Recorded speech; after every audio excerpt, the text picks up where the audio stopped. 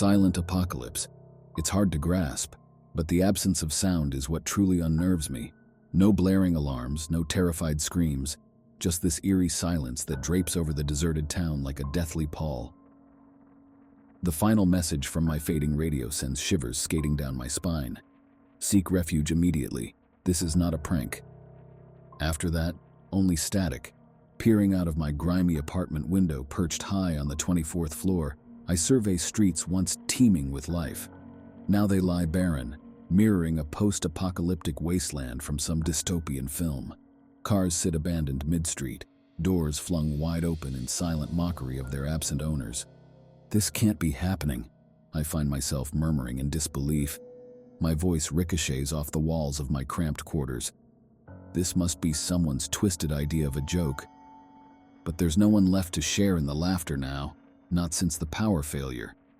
The only source of light comes from a pitiful candle I'd managed to scrounge up somewhere. My phone, bereft of signal, serves as little more than an expensive paperweight.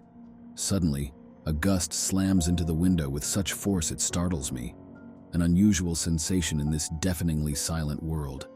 It echoes like some ravenous creature outside baying for its next feast. I think maybe Mrs. Rodriguez from 3 floors below might have some insight, any at all, so I snatch up my keys and head for the door. But each step reverberates through the vacant hallways like a horror movie score, heralding an impending jump scare. Then there's this horrifying wail just before dawn that nearly has me leaping out of my skin. It's unlike any animal cry I've ever encountered. It's raw hunger fused with some form of terrifying cognition. The feeble morning light offers no solace. All it does is expose the extent of the abandonment. Hastily deserted cars, personal belongings strewn haphazardly. A lone shoe here, a forsaken doll there, half-consumed meals, all evidence of abruptly interrupted lives. I won't deceive you, I'm petrified, utterly petrified. The silence that had been so suffocating now seems almost preferable compared to what it conceals.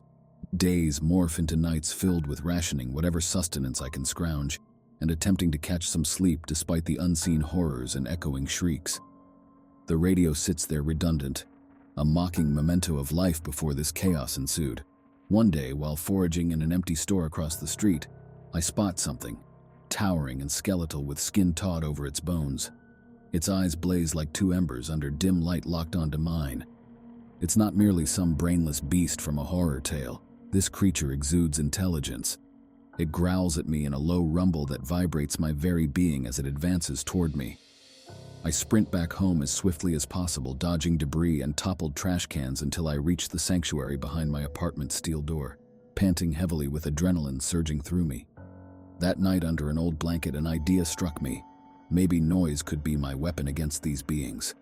Gathering every noisy object I can find, pots, pans, cutlery, I prepare myself for combat against the silent predators. The following day, I generate as much noise as possible from my window, clanging pots together, yelling at full volume, anything to shatter the silence. But then something unexpected occurs. The creatures don't flee from the noise, they are attracted to it. My plan has catastrophically backfired. Now not only am I surviving in silence, but also hiding in plain sight amidst the cacophony. As the veil of night descends, my throat throbs with raw pain, and fatigue weighs heavily on my arms from incessantly clanging pots across the ghost town. Yet a glimmer of hope refuses to be extinguished. The beast hasn't re-emerged. Perhaps our cacophonous clamor has driven it away, or perhaps tranquility is our true shield against its terror. However, beneath a starless sky that nips at my skin, an unfamiliar sound reverberates from a distant corner of the city. It's a drumbeat, primal and ancient, pulsating from the city's core like the beating of a heart. A chill courses my spine as realization dawns. This isn't some arbitrary onslaught, it's a strategic siege. The hushed silence wasn't merely eerie, it was their snare, baiting survivors into revealing themselves. The rhythmic pounding beckons through the desolate streets like an ominous summons. From dilapidated structures and vacant windows emerge figures, not monsters this time, but famished humans with eyes aflame with desperation. Terror surges within me until I spot another figure darting across rooftops toward me against the faint city lights. Mrs. Rodriguez. Her usually tender gaze now brims with resolute bravery as she gestures for me to ascend via the fire escape. Without hesitation, I scale those rusted steps, my heart thundering in my chest. Atop the building, we huddle together, witnessing our home morph into something reminiscent of a horror film. The transformed humans are lured toward an enormous skyscraper radiating with a peculiar light by the relentless drumbeat now resembling an eerie chant in an archaic tongue. "What's happening?" I manage to croak out over the din, my voice barely more than a whisper. "They're gathering," Mrs. Rodriguez responds hoarsely, her face etched with fear and determination alike. Whatever ensues next won't bode well for survivors. The rooftop that had offered sanctuary moments ago now presents a petrifying panorama of our city spiraling into chaos.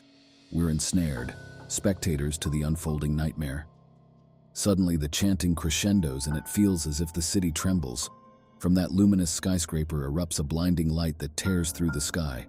A monstrous figure materializes from the light, its form shifting and warping in defiance of natural laws.